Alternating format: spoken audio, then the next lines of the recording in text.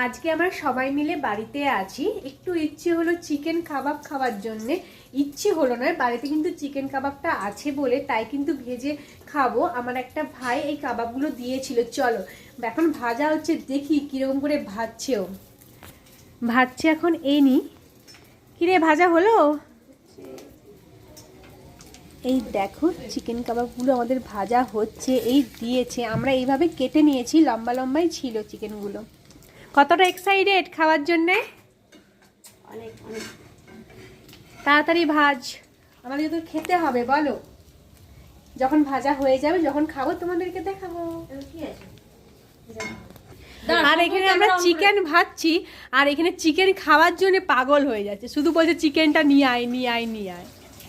তুই চিকেন খাবি? সেটা খাবি না? চিকেন খাবি? সব কিছুর মাঝখানে ভিডিও একটা অন করে দেয়। কি আচ্ছা তো কি হয়েছে তাতে? করেছি তো।